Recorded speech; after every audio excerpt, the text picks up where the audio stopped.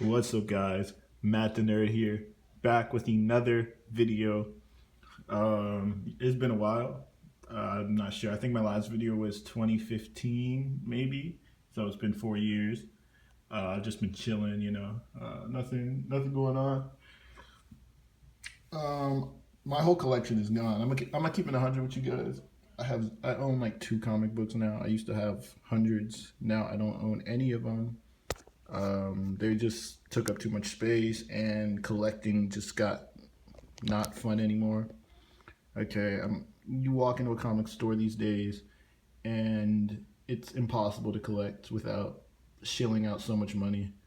I'm not paying $70 for a Valiant book, any Valiant book whatsoever. I'm not paying $70. Okay, I'm not paying $300 for a Todd McFarlane Spider-Man book. It's not happening. Okay, so go back to my current state of comic book collecting video. I was right about everything. You guys destroyed me in like 2014 when I made that video. I was right about everything, as I usually am, and comic book collecting's not fun anymore, and it sucks. So I just read graphic novels now, and screw comics. When all this MCU stuff dies down, all this DC Universe stuff dies down, I might get back into it. But as for now, it sucks, and I'm not collecting comic books anymore. But I do collect graphic novels because I actually like stories, and I still love comic books. So I'm just gonna go through a comic book video. This is what I own, and I'm gonna pick up more in the future. But first, let's start with the comics I do own. I do own like 5 comic books, so I'm just gonna go through those. And they're not even comic books. It's funny. Okay, so I own this. Alan Moore writing for comics. Okay, like it's Alan Moore, and he's telling you how to write comics. You know what I mean? Like, bro, there I go getting saying like a lot. That is like my biggest. See, I just said that's my biggest speech issue is I say like a lot, but I'm gonna try not to say it. But yeah, Alan Moore is writing for comics. Not really a comic book, more of like an instructional guide that has some images in it, but I think this is a must-own for Alan Moore fans, and if you're interested in his thought process, this is a must-own. So yeah, I think I paid like $5 for this. Get it while it's cheap, because knowing the market now, if there's an Alan Moore movie gonna be made, this is gonna be like $800. 80 After Death #1. Hold on. Number 2 and number 3, which is the collaboration between Snyder and Lemire. These were very well written. The pacing was awful, horrible pacing. And Jeff Lemire's art was a little sloppy. I mean, sometimes it was gorgeous, but a lot of the times it looked very rushed. But I know they got to get these things out in a certain amount of time. But yeah, I enjoyed it, but the pacing was just terrible. Snyder he tried to like experiment with text, and it kind of didn't work. You would be reading a page and you would be kind of falling asleep because the text is so small and so just like thick, and it kind of just brings the story to a halt. But the story is very interesting, very philosophical and metaphorical, and for experimental comics, I think they did a pretty good job into breaking away from like the normal Mark Miller style comics. Ugh. I do not like Mark Miller as a writer. I think I'll go on a Mark Miller rant someday, but I just don't want to talk about Mark Miller. But yeah, those are pretty good. And then other than that, the only comics I own is 80 After Death, like kind of the making of. This is like they have concept art and stuff like that, which I'm really into, like the behind the scenes of how these are made and like the artists and stuff. Yeah, so I have that. And then I have this, which the Batman #1, which was gifted to me, and it's signed by Kevin Conroy and by Greg Capullo, which is pretty cool. It's probably the best New 52 issue or series that they made. DC rebooted their thing again, right? Like, modern comics is a mess. I don't know what's going on, but this was a great run. This is probably the best run of the 2010s, the best comic book run of the 2010s of Capullo and Snyder and Glapion. How you say his name? But yeah, great, awesome stuff. And now on to the graphic novels. So yeah, I own 5, 6 maybe comic books. It's all gone, people. It's all gone. I know it's depressing, but it's okay. I'll live. We have Lost Dogs by Jeff Lemire. This is the reprint. I don't have the original, but you know, the reprints has like updated lettering and whatnot. Very messy, but that's why I like it. I really like the DIY aesthetic, and yeah, very brutal story. Very just stomach churning content from Lemire. His work got a lot more nuanced later. This is kind of in your face about the content and the explicit nature of it, but still really kind of thrilling, like short read. I really enjoy it. I read it all the time. Well, not all the time, but I've reread it a couple times. It's great.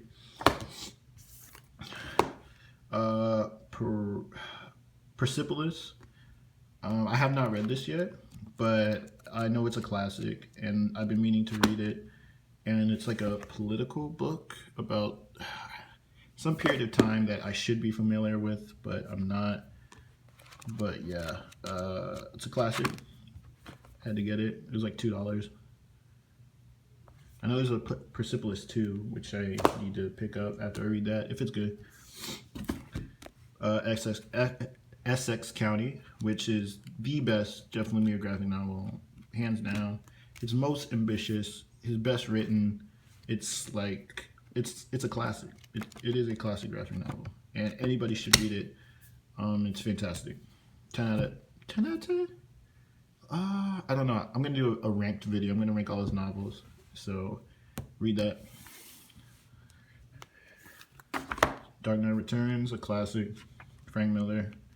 I don't know what to say about this. It's so good. It's a masterpiece. The best Batman story? I don't know about that, but it is revolutionary, and the art is beautiful. The coloring is the coloring is phenomenal. Like, Lynn Varley makes the book. She doesn't make the book, but she contributed as much to the book visually as Miller did. Klaus Janson does his thing. It's a masterpiece. It's a masterpiece. Spider-Man, Amazing Spider-Man. This is like what's it called? A Masterworks. Has some of the Ramita Senior, Lee, Rip Stanley, or R.I.P. I don't know how you say that, but yeah. It's just, these stories just fundamentally, there's like not a lot of experimentation visually or story-wise, but just when we're talking just fundamentals, like these are some of the best Marvel ever made. I might as well show this one, and this is some more. But yeah, just classic stories, man. Really read some of these Silver Age. Do they hold up as well? I mean, they're still entertaining, you know. They're really great. Trillium, Jeff Lemire. If you can't tell, I'm a Lemire fan. I have not read this one, actually, which is weird. I was like really anticipating picking it up, and once I did, I haven't really gotten into it. But yeah, Trillium. So I don't know what to say about it, other than it looks pretty cool. Yeah, Trillium's lit. Gotta read that. Gonna actually read that out. Batman Endgame. Here we go. Remember what I said earlier about Snyder Capullo putting on the best run of the 2010s? This is an example right here. Was this story better than Death of the Family? It might have been. This is fantastic. The art is so good. The writing is so good. Like, it's just so good. It's just so good. Like, this is like, if every comic book was like this, then I would be reading comics again. But they're not.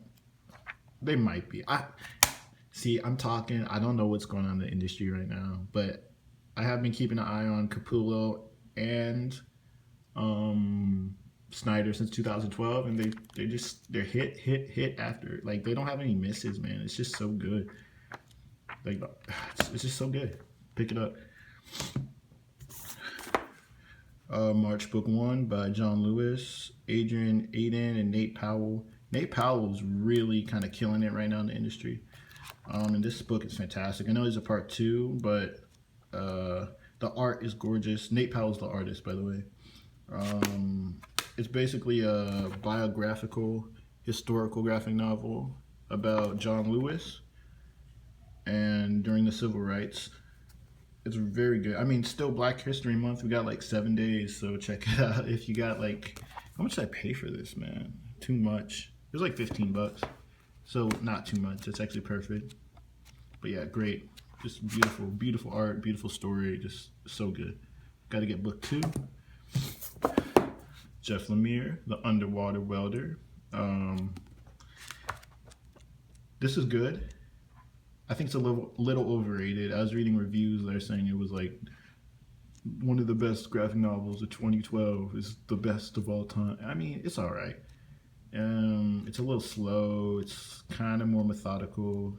It could have used a little more action, and then the resolution at the end kind of doesn't make sense. I know it's more like an interpretive ending, but it's still very good. The artwork's beautiful, and the setting, like the tone, is really eerie, and he pulls it off with like the gray watercolor, and it's just Lemire is a master of his craft.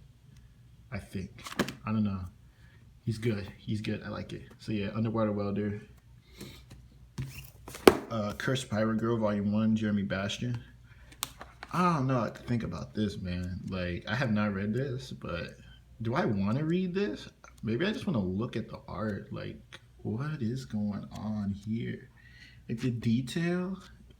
This dude must have incredible patience. There is no way I would ever sit down and even draw a panel of this, man. Like, this is ridiculous. The detail.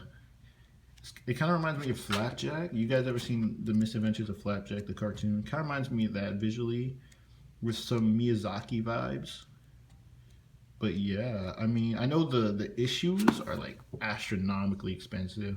Are they expensive or are they rare? They might be both.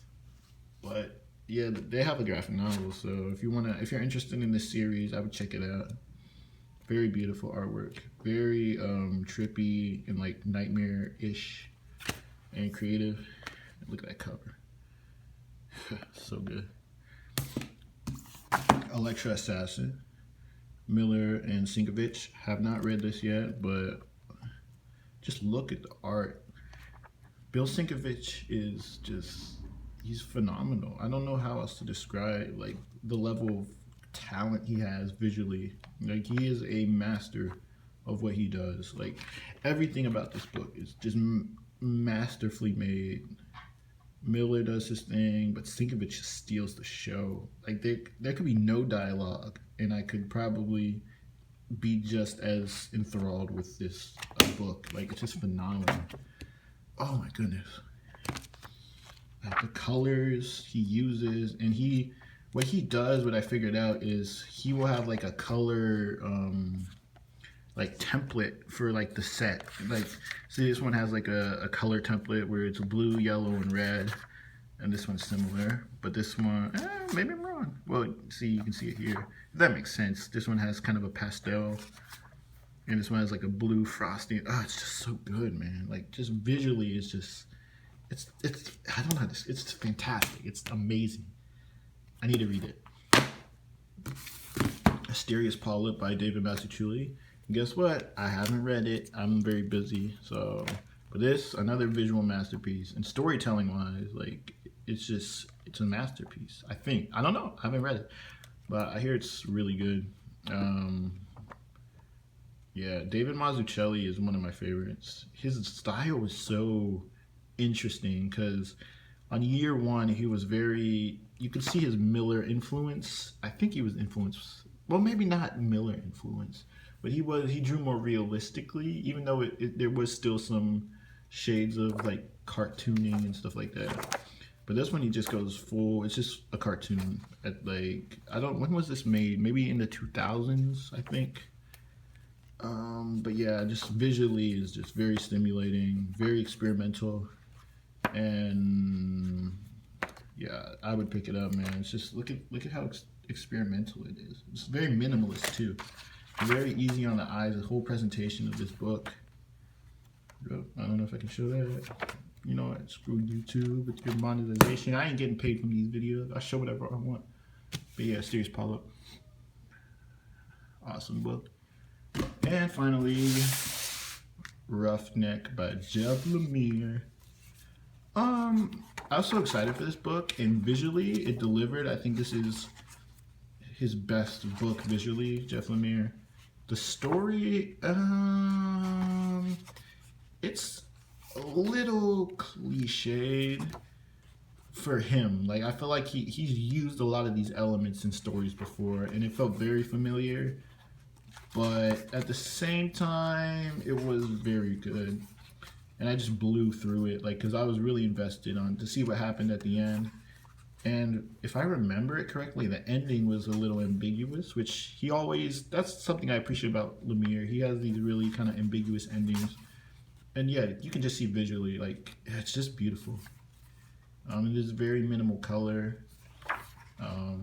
Lemire's always been very good with like using minimal color to maximize the experience. And yeah, it's beautiful. Great novel. I think this came out 2017 maybe. I picked it up on release day. I was so hyped for it. Like, I love Jeff Lemire. And it seems to be, oh shoot, it's peeling off, which sucks, but it's okay. And yeah, that's kind of all I got, man. I mean, other than that, I have some instructional like art books and like writing books. I don't know if anyone would be interested in seeing those.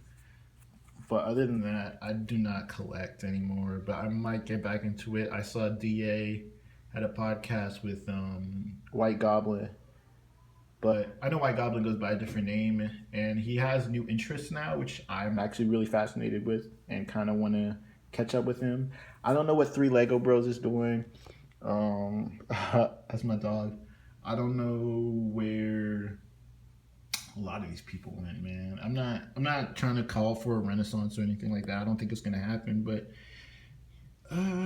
yeah, kind of just got inspired to make a video by Dixon, and that's my video. I know it's kind of long. Hopefully I made it interesting. We're gonna stop it at 18 minutes, which, wow, that's a long time.